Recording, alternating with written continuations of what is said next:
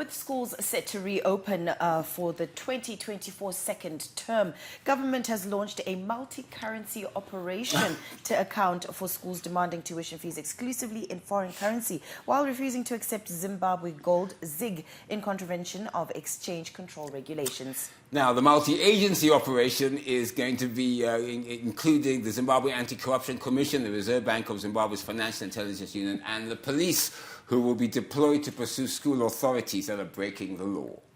Preliminary investigations by the FIU have since established that some schools are demanding up to 80% of tuition fees in United States dollars and the rest in local currency. Other school authorities are reportedly claiming their accounting systems are yet to be configured to process ZiG payments, and yet others are demanding fees at black market exchange rates. Those accepting the local currency are pegging their fees to the black market rates. These rates are as high as 22 ZiG to $1 US. In addition to law enforcement agencies, the government will deploy school inspectors nationwide to ensure schools offer various payment options.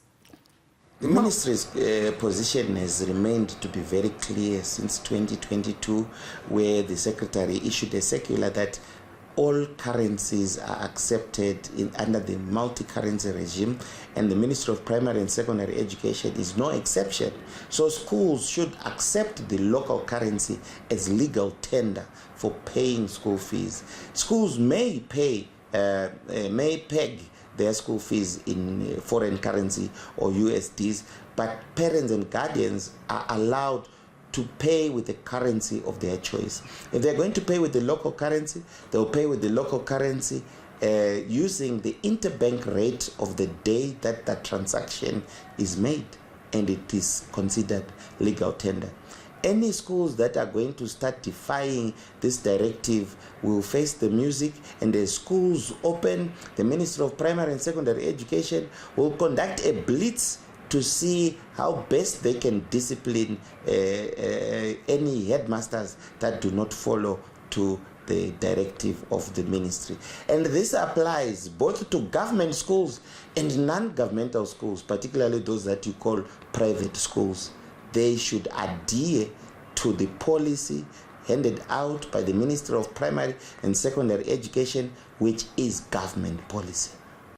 Something has occurred to me. I mean, we've just gone through a period whereby the Ministry of Education also told schools not to have extra lessons during holidays. That seemed to be ignored by a lot of schools. They just continued having them. Yeah. The ministry has been telling schools you have to charge in ZiG and you can't just only accept US dollar payments. If people want to pay in US, fine. But if people want to pay in ZiG, they'll be able to pay in ZiG at the official rate. They've been saying this term in and term out for as long as I can remember. Nothing has changed on that regard. So I suppose the question is what powers do the Ministry of Education actually have to make sure that schools toe the line to the declarations that they make? And I think that's something that needs to be looked into.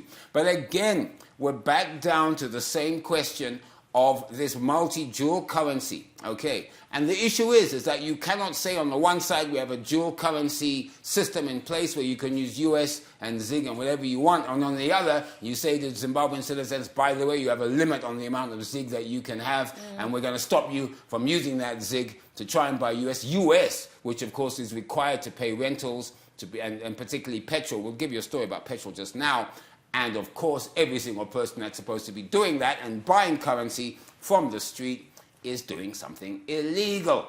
Okay, so it's almost as if I'm sitting in a perfect storm of which, as a Zimbabwean citizen who earns ZiG, I'm at the center of it, not being able to go forward. Absolutely right, Andy. And I've just had like a daunting thought, like, what about the hospitals? If they now start saying, look, I'm not taking your ZiG. Yeah. If you don't have that. And you have to go and buy it. What are you going to do for health? Right. And it's an emergency. It's an emergency. Well. Yeah. What are we doing? We need help. Something needs to be sorted out. We need answers, and we really need and to you know, sure. and there's no point restricting how much ZiG we can spend if no one is accepting ZiG. So what you're basically doing is that the only people that accept ZiG, to be honest, are formal supermarkets. Okay, yeah. Right? So you're implying that up to 2,400. After that, I must buy food. All right? But I don't want to buy food. I just want to be able to live. And so I'm being hurt as a ZiG beneficiary, Okay? In other words, this is nothing. Remember, we're not talking here about ZiG as a currency. I think it's a good idea. It's the way to go, and we need to continue going. I'm talking here about what I call teething problems, which authorities need to look at and fix quickly to make our lives better.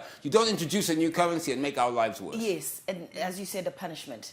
We don't need to be punished. Don't need to be punished. But anyway, guys, this is, I don't know, what do you think? Because, these are just our views. Is the limit too low, 2,400? Should we increase that limit? Should we actually have no limits at all on ZiG, or at least increase, make it higher, 5,000? A limit that people are going to get. Because if you get paid 6,000 ZiG and your limit is 2,400, yeah, what do you do with the rest of it?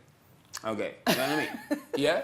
Okay, no, I mean, these are genuine questions. I'm laughing at your facial expression. Sure. You're really angry. No, I am, because, I've got a maid at home now who's waiting for money. I've got rentals, and what do I do? But no, I'm just disappointed. Konapo, Ipapo pa ZTN Prime, DSTV channel 294, the place to be.